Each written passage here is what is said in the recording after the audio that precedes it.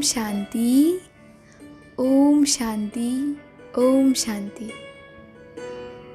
जैसा कि आपको पता है कि हम अभी शक्तियों के ऊपर चर्चा कर रहे हैं, है ना? तो हम आज की क्लास में आगे की शक्तियों के बारे में जानेंगे, परंतु जैसा कि हम जानते हैं कि सर्वशक्तिवान भगवान की शक्ति स्वरूपा शक्तिशाली आत्माओं का आज के इस सत्र में बहुत दिल से हम स्वागत करते हैं, बहुत दिल से हम स्वागत करते हैं। जैसे हम देखते हैं कि जिन देवी माँ की हम जन्मों से पूजा करते हैं और उनसे शक्ति मांगते रहे, परमात्मा शिव जिन्होंने उन शक्तियों को शक्तियाँ प्रदान करी, उनको दैवी बनाया, वो परमात्मा शिव स्वयं इस समय आकर अपनी शक्तियाँ हम सबको दे रहे हैं और शिव शक्ति स्वरूपा बना रहे हैं। क्योंकि जीवन में आने वाली परिस्थितियों का सामना करने के लिए, उनमें हमको एडजस्ट होने के लिए, उनमें जीवन को हमें सहजता से पार करने के लिए, आगे बढ़ने के लिए किन किन शक्तियों की आवश्यकता होती है, उसके लिए परमात्मा शिव हमको शक्तियाँ प्रदान कर रहे हैं। तो जैसे कल हमने देखा पावर टू विड्रॉ के बारे में, आज हम जिस शक्ति की चर्चा कर रहे हैं वह है समेटने की शक्ति। परंतु हम आज की क्लास स्टार्ट करें उससे पहले हम सर्वशक्तिवान हमारे ईश्वर अल्लाह गॉड, हम अपने परमात्मा को भी इस क्लास में बुलाना चाहेंगे। 1 मिनट के लिए उनको याद करते हैं, फिर हम आज की क्लास शुरू करते हैं।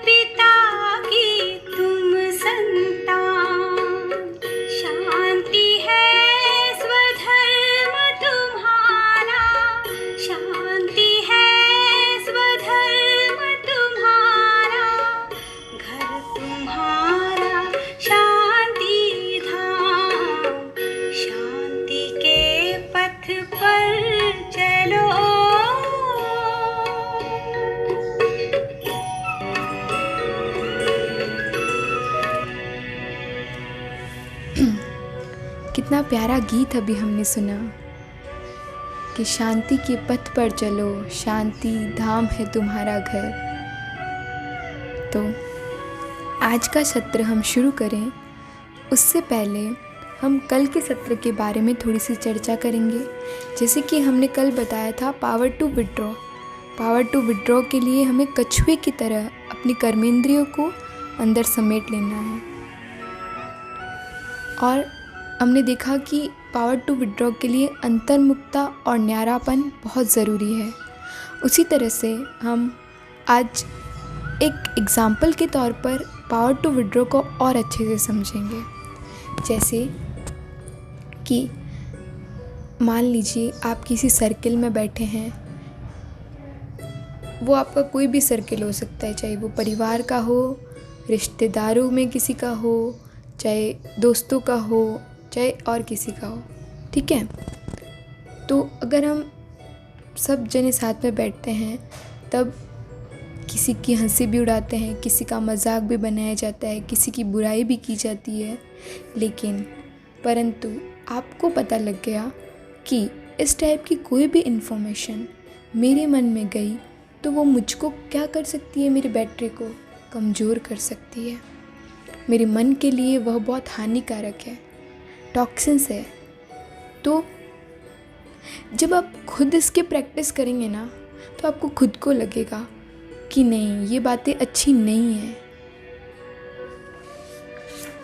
और क्या होगा, जैसे ही वो बात करना शुरू करेंगे आपको याद आएगा कि नहीं, ये बातें ठीक नहीं हैं। पर अब उनको तो ये नहीं कह सकते ना कि ये बातें मत करो, है ना, कि किसी की निंदा मत कीजिए। तो हम ये नहीं कह सकते, उनको तो नहीं बता सकते। तो हमें उनके बीच में बैठना तो होगा, लेकिन अब हम कोशिश क्या करेंगे कि पहले से उन बातों को विड्रॉ करेंगे, अपने मन को समझाएंगे कि I have don't get to involve in this type of conversation, क्योंकि हमको विस्तार में जाने की आदत हो चुकी है। Then we trained our mind if we let ourselves going to this। जैसे हमने उस आगे के सत्र में देखा, मोबाइल और व्हाट्सएप, फेसबुक का एग्जाम्पल हमने बताया था, है ना, उसी तरह से। तो हमने क्या किया, अब फालतू के विचारों को छोड़ दिया, है ना। तो उसी तरह से अब हमें करना क्या है, पहले तो हमें उस कछुए की तरह अटेंशन देकर पहले हमें क्या करना है, उस खतरे को भाप लेना है। फिर उस चीज़ को फिर हमें क्या करना है, उस चीज़ को हमें चेंज करने की कोशिश करना है। सबके बीच रहते भी हम क्या कर सकते हैं, हम टॉपिक चेंज कर सकते हैं। हम उस व्यक्ति की क्या कर सकते हैं, अच्छी बातों का वर्णन कर सकते हैं, जिससे कि पूरे ग्रुप में का अटेंशन अच्छी जगह में जाए, कोई भी नेगेटिव इन्फॉर्मेशन ना आए।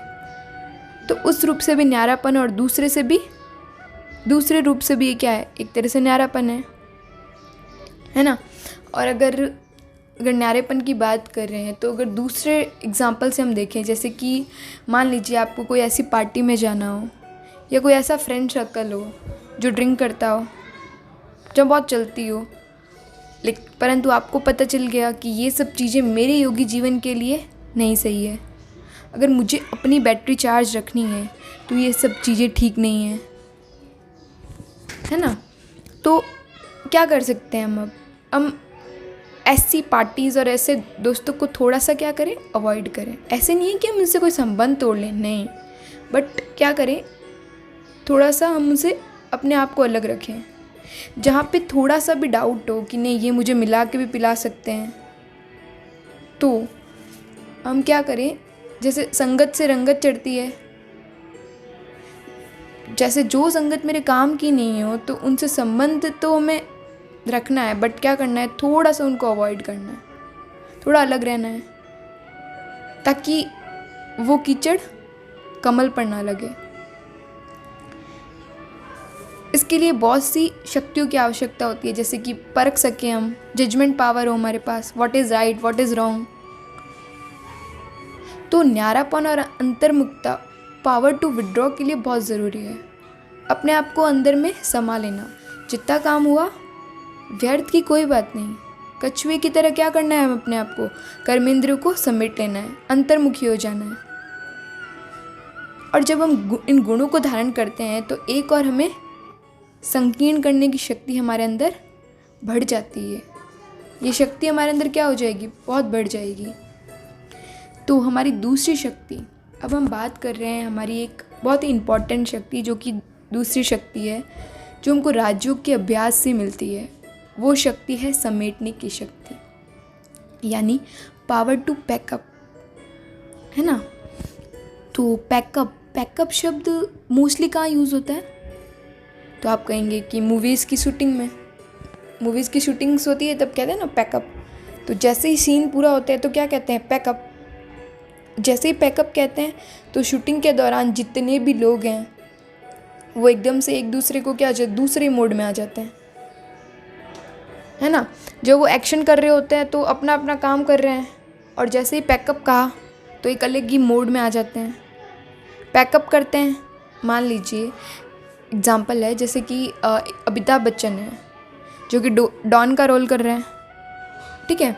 कोई भी एक्टर जब रोल प्ले कर रहा होता है तो क्या हो जाता है? उसकी पर्सनैलिटी, उसका पहनावा, उसका बोलना, उसका सब कुछ क्या हो जाता है? अलग हो जाता है, ठीक है। एंड जैसे ही पैकअप कहा तो नाउ अमिताभ बच्चन क्या आ जाएगा? Will come in his original style. हम क्या कहेंगे? अब वो एक्टर के रोल से बाहर आ गए और अपने नॉर्मल कैरेक्टर में आ गए, है ना। तो अब आप कहेंगे कि ये पावर टू पैकअप हमारी लाइफ में क्या काम आता है ना। तो पावर टू पैकअप यानी समेटने की शक्ति लाइफ में बहुत ज़रूरी है। When we switch from the one role to other role, जैसे कि मान लीजिए आप ऑफिस से घर आते हैं, राइट। समेटने की शक्ति नहीं होती तो ऑफिस की सारी टेंशन हम क्या कर लेते हैं? घर पर ले आते हैं। वहाँ पे हमारा रोल अलग है, बॉस है हम वहाँ पे, पर हम घर में क्या है? वो रोल ख़त्म भी नहीं होता हमारा। अब वो ऑफिस में, घर पर है, हम ऑफिस में नहीं है, पर फिर भी घर पर रोल डिफरेंट होना चाहिए, लेकिन वही टेंशन हमारी चलती रहती है। घर पर आते हैं और वो रोल पैकअप, वहाँ से पैकअप नहीं किया हमने, तो रोल भी ठीक से प्ले नहीं कर पाते हैं, क्योंकि वहाँ की टेंशन्स,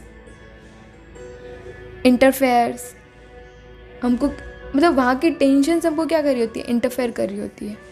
वहाँ की बातें, वहाँ की प्रॉब्लम्स, घर के रोल में हम अलग हैं, पर वो सब क्या हो जाती है? मिक्स होती है। इसलिए पावर टू पैकअप का मतलब है फुल स्टॉप लगाना। ये फुल स्टॉप किया, फिर ये रोल किया। जैसे कई बार हम ऐसा होता है कि हम कई बार एक काम कर रहे होते हैं, तो एक काम करने के बाद, फिनिश करने के बाद तो दूसरा काम शुरू करते हैं ना, लेकिन पहला काम बुद्धि से पैकअप ही नहीं करते हैं, और बुद्धि से पैकअप नहीं करने के कारण उसकी बातें चलती रहती हैं। जैसे हम इसका एक एग्जांपल देखें, ठीक है। मान लीजिए हम किसी मैरिज या पार्टी से होकर आए हैं, ठीक है, और वहाँ की बहुत सारी बातें हैं। हम घर पर आ गए हैं, लेकिन शादी से तो आ गए हैं, घर के काम भी कर रहे हैं, लेकिन बुद्धि से अभी भी वही हैं। हम कहेंगे पता है उसने क्या पहन रखा था, उसके वहाँ पे खाना बहुत अच्छा था, उसके वहाँ पे ये बहुत अच्छा था। दिन भर बुद्धि में क्या चलता रहता है? हमने बुद्धि से वहाँ से पैकअप नहीं किया, मन बुद्धि से उसको नहीं निकाला हमने। बुद्धि से अभी भी शादी ही घूम रही होती है। होता है या नहीं होता? आप कहेंगे होता है। तो इस वजह से हमारी बहुत सारी शक्ति जो है वो वेस्ट हो जाती है। तो ये एक शक्ति है, पावर टू पैकअप, यानी समेटने की शक्ति। समेटने की शक्ति माना पैकअप करो। अब उस चीज़ को, अब जो प्रेजेंट में कर रहे हैं उस पर कंसंट्रेट कर पाएंगे। अपनी शक्तियों को प्रेजेंट काम में यूज़ करना मोस्ट ऑफ द टाइम ये शक्ति नहीं होती है। इस वजह से हमें क्या आती है, 10 साल पहले की बातें भी किसी ने मुझसे अगर गलत कहा ना तो मुझसे घूमती रहती है। प्रेजेंट में होते हुए भी हम प्रेजेंट में नहीं है, उस चीज़ को एंजॉय नहीं कर पाते, उस मोमेंट को, क्योंकि बहुत सारी दिमाग में घूम रहे होता है। नहीं 2 घंटे बाद ये करना है, पहले ये किया था, उसने ये कहा था, पास्ट में ही रहते हैं हम लोग। इसके लिए समेटने की शक्ति बहुत ज़रूरी है। परमात्मा कहते हैं कि पावर टू पैकअप बहुत ज़रूरी है हमारी लाइफ में। जैसे हम देखते हैं कि सूटकेस है ना, जैसे अभी पहले के टाइम में क्या होता था, हमें पता है कि टाइम टाइम से चीज़ें ज़रूर बदलती है, चेंज हो जाती है, लेकिन हम कहीं सफ़र करते तो एक सूटकेस तो ज़रूर होता है ना, आज भी होता है। तो पहले क्या होता था, कुछ लोग बोरिया बिस्तर भी लेकर जाते थे, है ना। तो पैकअप कब करना होता है, जब सारा कुछ पैक कब करना होता है, जब हमें सफ़र में जाना होता है। और सूटकेस में हमें वो सामान लेकर जाते हैं जो ज़रूरी हो। पूरा घर तो उठा कर नहीं लेके जाएंगे ना। जो जिस सामान की हमें बहुत ज़रूरत पड़ती है वही लेकर जाएंगे, और वो चीज़ें हम याद करके अपनी अटैची में भरकर सामान में लेते हैं। और कोशिश यही करते हैं कि कम से कम सामान लिया जाए ताकि वज़न हल्का रहे और and you can travel lightly. और दूसरा, हम बिस्तर पैकअप करते हैं, बिस्तर को भी लेकर जाते हैं, लेकिन हम जिसमें हमारी अटैची है ना, उसका हम बहुत ध्यान रखते हैं। अब बिस्तरा है, कोई लेके भी जाए तो हम उसकी सिक्योरिटी का इतना ध्यान नहीं रखते हैं। उसकी सिक्योरिटी का हमें कोई डर नहीं रहता है। क्यों? क्योंकि उसको कोई चुराएगा ही नहीं। डर किस चीज़ का होता है? जिसमें कुछ होगा, लाइक मनी होगा या कुछ कीमती सामान होगा, तो अपनी सूटकेस का डर रहता है। हमेशा उस पर नज़र बनी रहती है कि जितने भी सूटकेस हैं उनको ध्यान से रखेंगे, देखेंगे बार बार कि कहीं ना कहीं एक तो मिसिंग तो नहीं है, कितने न गए। क्यों करते हैं ये सब? क्योंकि चोरों का बहुत डर लगता है आजकल के ज़माने में। कहीं कोई लगेज और चोरी हो जाए तो फिर हम क्या करेंगे, है ना। लेकिन अब हम देखें, ये ज़िंदगी के सफ़र में ये कहाँ काम आता है। जैसे कि हम सब ने देखा है कि जीवन भी एक यात्रा है ना। तो जैसे आत्मा एक शरीर छोड़ दूसरा लेती है, और कहते हैं दुनिया जो है एक मुसाफिर खाना है। हम सब कौन है? मुसाफिर हैं यहाँ के। तो हम सबको पता है कि एक दिन इस शरीर में आए हैं और एक दिन इस शरीर को छोड़कर हमें जाना ही है, जाना ही है। और दुनिया कहती भी है कि, क्या कहती है दुनिया, कि खाली हाथ आए हैं, खाली हाथ जाना है। लेकिन परमात्मा कहते हैं कि न आप खाली हाथ आए थे और न आप खाली हाथ जाएंगे। क्यों? क्योंकि दुनिया क्या समझती है, वो क्या समझती है? स्थूल धन को, प्रॉपर्टी को, संतान को, संबंध है ना। तो वो क्या समझती है कि ये तो यहीं रह जाएंगे सब कुछ। एक कपड़ा भी अपने साथ नहीं लेकर जाएगा, जो जिससे जितना मुँह होगा वो भी एक साथ भी नहीं लेकर जाएगा। तो क्या है, खाली हाथ आए हैं, खाली हाथ जाएंगे। लेकिन वास्तव में ऐसा नहीं है। दुनिया वालों को ओनली फिजिकल चीज़ों की जानकारी है, इसलिए ऐसा कहते हैं। लेकिन हम आत्माएं अपने साथ कुछ लेकर आए थे और कुछ लेकर जाएंगे। जब हम मुसाफिर हैं तो सफ़र की तैयारी हमको अभी से करनी पड़ेगी, क्योंकि पता है कि ये सफ़र कब पूरा हो जाए। किसी को भी नहीं पता कि ये सफ़र कब पूरा हो जाए या कब हमें जाना हो। तो उसके लिए आगे सफ़र पर हमें जाना होगा ना, तो आगे की जर्नी पर हमें जाना होगा। तो हमारा बोरिया बिस्तर पहले से ही तैयार होना चाहिए, पैकअप पहले से ही सामान। अभी ये जो बोरिया बिस्तर कौन सा है? अटैची है। तो हम कौन से बोरिया बिस्तर की बात कर रहे हैं, कौन से अटैची की बात कर रहे हैं? तो हमें समझ आ गया है कि ये जो धन है, संपत्ति है, शरीर के संबंध है, कुछ भी नहीं जाना क्या है? ओनली अच्छे कर्म, मेरे अच्छे संस्कार जाने हैं। तो दुनिया वाले कहते हैं ना कि खाली हाथ आए थे, खाली हाथ जाएंगे। नहीं, हमारे कर्म हमारे साथ जाएंगे। तो अब हमें क्या करना है? मेरे साथ ओनली अच्छे कर्म, मेरे संस्कार जाने हैं। तो पैकअप अब क्या करना है? आपको अपने श्रेष्ठ कर्मों का अब हमें इकट्ठा करना शुरू कर देना है। अब हमें अपने श्रेष्ठ कर्मों को क्या कर देना है? इकट्ठा करना शुरू कर देना है। अपने कर्मों पर हमें क्या करना है? विशेष ध्यान देना है। अपने संस्कारों को परिवर्तन करके उन्हें श्रेष्ठ बनाना है, क्योंकि यही हमारे साथ जाएंगे। और बिस्तर क्या है? बिस्तर है पापों की गठरी। कहते भी हैं कि पापों की गठरी को कहते हैं ना कि अब आप अपने पापों की गठरी संभाल लो। पापों की गठरी समेटने का क्या मतलब है? उसको कोई चोरी नहीं करेगा।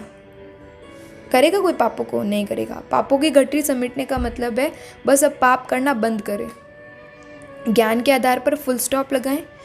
अपने विकर्मों को भी, जो भी बुरे कर्म हम करते हैं जाने या अनजाने में, तो अब हमें क्या आ जाती है? ज्ञान के आधार पर क्लियरिटी आ जाती है ना। अब हमें किसी के बारे में बुरा सोचना भी हमें क्या बना देता है? हमारे कर्म बंधन बना देता है। तो बहुत सारी चीज़ें अब हमें ज्ञान आया है कि अब ये सब बुरे काम में आते हैं तो उनको समेटना हमें क्या करना है? शुरू करना है और अपनी गठरी को बांध दें। पुराने किए हुए गलत कार्य, विकर्म, बुरे कार्य जो हमने किए हैं वो परमात्मा की याद से उनको भी अब हमें क्या करना है? समाप्त करना है। और वो समाप्त हो जाएंगे परमात्मा की याद से। तो जैसा कि हम कहते हैं कि हम सूटकेस का बहुत ध्यान रखते हैं, है ना। तो सूटकेस में क्या होता है? हमारी सारी जो भी इम्पॉर्टेंट चीज़ें होती है वो उसी में होती है। तो हमें अपने अच्छे संस्कारों का, अपने अच्छे शुद्ध कर्मों का, इनकी चोरी भी हो जाती है, पता है। आप कहेंगे कैसे? क्योंकि जैसे हम इस सफ़र में लगेज को, जैसे कहीं सफ़र कर रहे हैं तो अपने लगेज, सूटकेस का कितना ध्यान रखते हैं ना, तो अच्छे संस्कारों की भी चोरी हो जाते हैं। आप पूछेंगे फिर कैसे हो जाती है? तो वह है बुरे संग के कारण। चाहे आपके परिवार के कितने अच्छे संस्कार हो, लेकिन संग बिगड़ गया तो इन अच्छे संस्कारों की चोरी हो जाती है। आपने कितना भी खाता जमा किया हो अच्छे कर्मों का, लेकिन जब संग का या कंपनी, जब हमारी कंपनी खराब होती है ना, तो उनके संग में रहने के कारण जो हम बुरे कर्म करते हैं तो अच्छे कर्मों का खाता क्या हो जाता है? हमसे नष्ट हो जाता है। हमारे पापों की गठरी क्या हो जाती है? बढ़ती चली जाती है। पर परमात्मा आकर हमको इस समय यही कहते हैं कि अब तैयारी करो चलने की।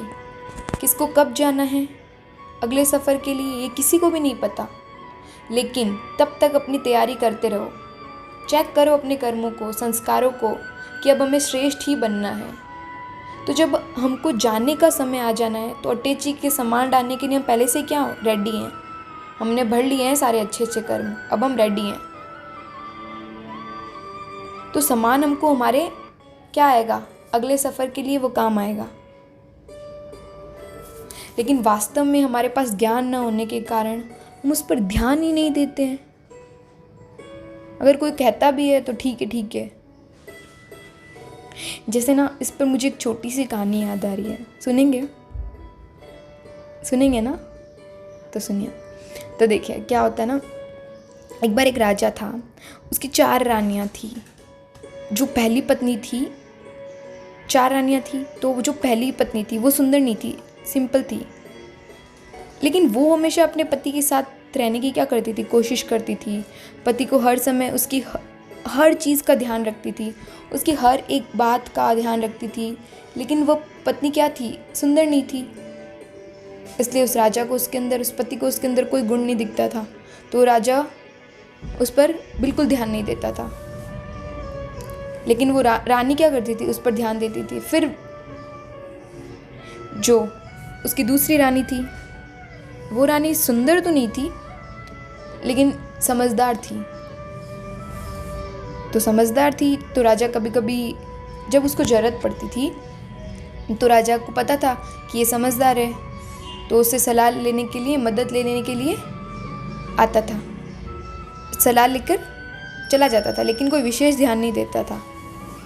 और तीसरी पत्नी जो कि वो बहुत होशियार थी, हर चीज़ में जैसे कहते हैं ना कि एक कहते हैं ना स्मार्ट थी। तो राजा को थोड़ा गर्व था उस पर।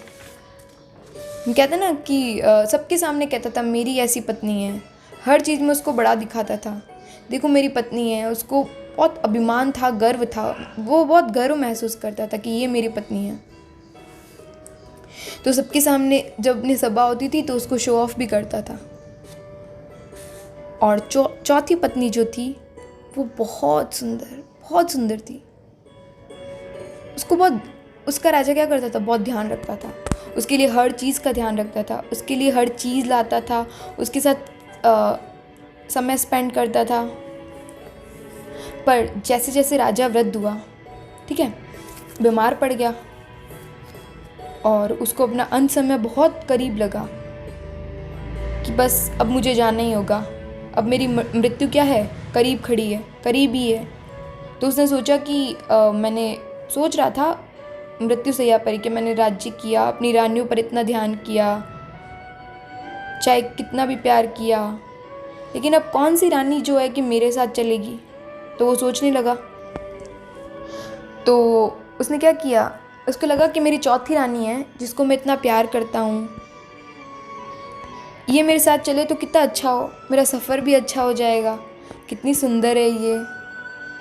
तो राजा अपनी चौथी रानी को बुलाता है और कहता है कि देखो अब मेरे जाने का समय आ गया है, मैं चाहता हूँ कि तुम भी मेरे साथ इस सफ़र में चलो। तो वो कहता है कि मैंने तुम्हारा हमेशा इतना ध्यान रखा है, हर बात का ख्याल रखा है, इतना प्यार दिया है तुम्हें। तो रानी क्या कहती है पता है कि नहीं, देखो मैं तो तुम्हारे साथ एक पल भी नहीं रहना चाहती।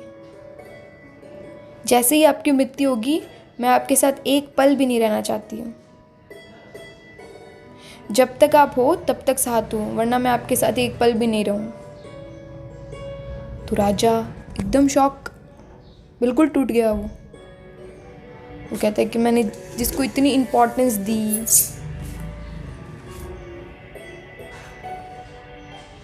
तो क्या करता है वो, बहुत दुखी हो जाता है। जिसको इतना प्यार दिया, इतनी देखभाल करी, आज मेरे को ऐसा जवाब दे दिया। तो फिर उसने क्या अपनी दूसरी रानी को उससे पूछा कि जो कि बहुत होशियार थी, है ना। तो राजा कहता है मैंने तुमको देखकर इतना खुश होता हूँ और सबको दिखाता हूँ कि कहता हूँ कि देखो मैं तो वो कहता है कि मैं तुम्हारे बिना कैसे जाऊँगा, क्या तुम मेरे साथ चलोगी। तो रानी कहती है कि मैं आपके साथ बिल्कुल नहीं जा सकती। तीसरी रानी कहती है क्योंकि आपके जाते ही मैं किसी और की हो जाऊंगी। तो राजा को बहुत दुख हुआ कि मैं जिसको देखकर सबके सामने गर्व करता था वो आज किसी और की हो जाएगी।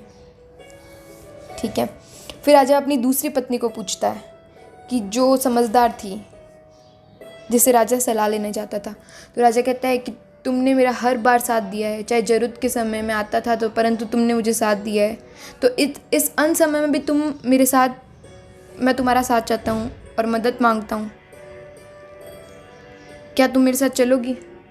तो पत्नी कहती है ठीक है, मैंने आपका हर समय साथ दिया है, लेकिन इस समय मैं आपकी उतनी मदद नहीं कर पाऊँगी, ज़्यादा से ज़्यादा क्या कर पाऊँगी, मैं शमशान घाट तक पहुँचवा सकती हूँ, उससे आगे मैं आपके साथ नहीं दूँगी।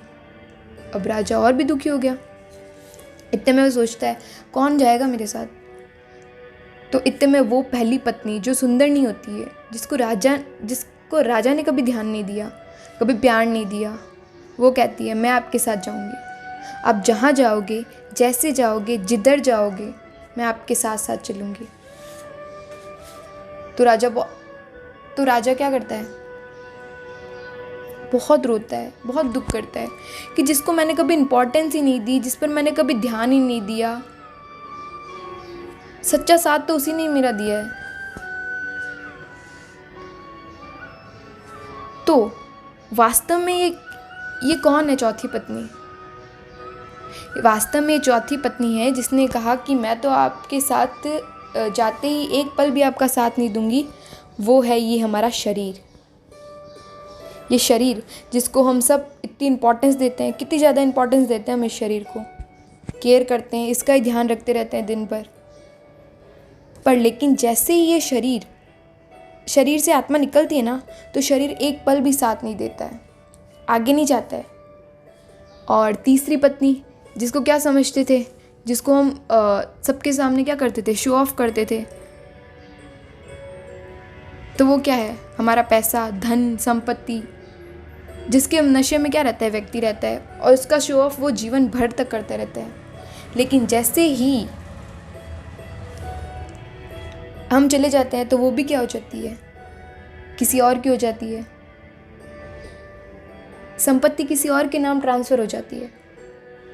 और जैसे हम देखें दूसरी पत्नी, तो वो समझदार थी, समय समय पर काम आती थी, तो वो है हमारे रिश्तेदार। वो रिश्तेदार जो मैं शमशान घाट तक तो साथ लेकर जाएंगे, लेकिन उसके बाद वापस लौट आएंगे।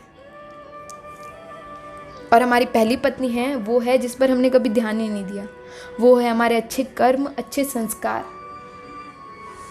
जिस पर अगर वास्तव में ध्यान दिया जाए ना, तो वो हमारी अटैची है, जिसका हम इतना ध्यान रखते थे कि कहीं चोरी नहीं हो जाए, कहीं चोरी नहीं हो जाए। तो वैल्यूएबल सामान से भरी रहेगी ना, तो हमको अपने आने वाले या अगले सफ़र में कभी प्रॉब्लम नहीं आएगी। तो समेटने की शक्ति मानना कि हर बात तो इसे समेट लेना, बुद्धि से समेटो, मन से समेट लो। ये है पावर टू पैकअप,